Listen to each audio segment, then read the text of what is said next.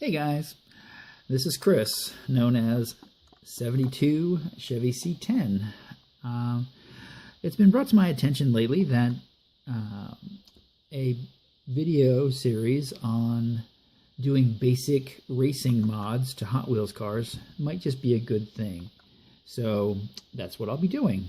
There are basically 4 or 5 different types of mods that you can do, or variations thereof, and they are just straight up wheel swaps with axle tubes installed, chassis swaps, and chassis swaps with body modifications to the cars, or making, and you can just do unlimited things to the bodies and the chassis once you get the basics down. But the idea here is to understand just exactly what we're doing when you hear the term modding a car. So to start things off, I thought I would do a very straightforward and basic wheel swap. Now I'm going to be building probably one each of the different cars that I just listed, and this is where I'm starting. So, of course, this is a this is a Viper GT with FTEs. So this is an early FTE car. Not sure if it's 2005 or 2006. And this is a modern 55 Chevy Gasser. Why, you ask? Am I combining these two cars? Well, this is a straight up wheel swap. Here, let me open up this 55 and I'll see if I can show it to you here on camera. Boy, look at that! Look at how nice that opened up. As you can see, they're both running the small wheels on the front. And what's important when you're looking to do just a straight up wheel swap is the width. Now, they are running the same length axles in the back, or in the front, and also running the same length axles in the back.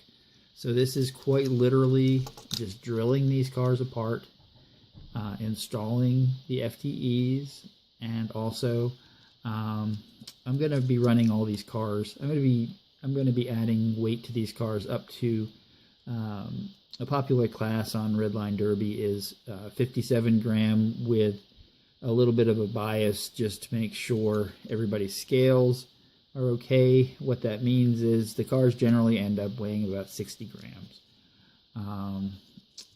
This 55 is a pretty cool car, and I'm not real sure why, but these nose-up cars tend to run really pretty good. I'll be showing you how I fit the weight in here.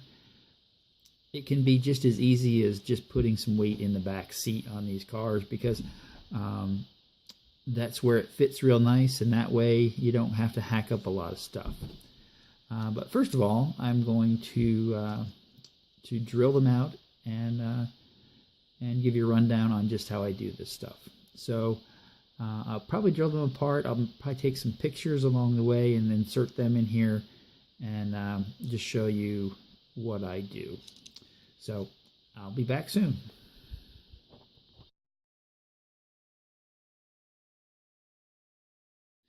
Okay guys, basically I drilled out a center hole with a 1/16 inch drill bit, and I'm not sure what the larger size drill bit is. Basically just take a drill bit that's, find one that's about the size of this whole opening, and or that will just take out the whole rest of the head of the rivet.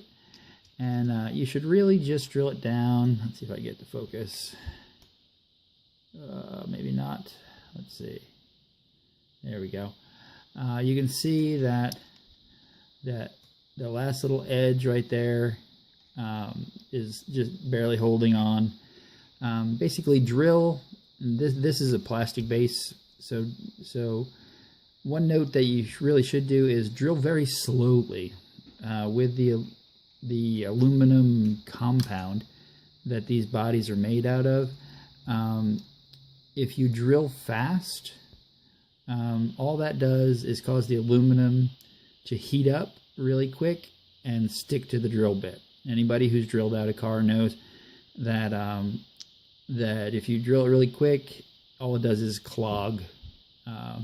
And also, if you get down deep into a hole in drilling out the rivet, it will also tend to clog, and that just makes a mess.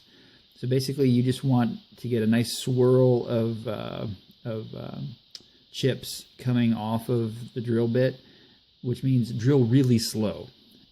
And take your time. I mean, there's no hurry on any of this. So basically, I drilled the 16th inch hole and then the bigger hole to clear off the head. And now I'm just going to, it's probably going to be a little tricky for me to do on camera, but I'm going to pop the rest of that rivet off and I'll show you what it looks like then. Okay, yeah, that came off really nice. I drilled it down where it was just a fine little bit of metal there, and I was able to just take this little chisel tool I have. Basically, I sharpen that tip with a Dremel. So, yep, just get in there and just pry that off of there. And yep, there it goes. It should come right apart. And if you knew how many FTE bodies I've gone through, it's really amazing. But now to scavenge the wheels, because all we really care about are the wheels.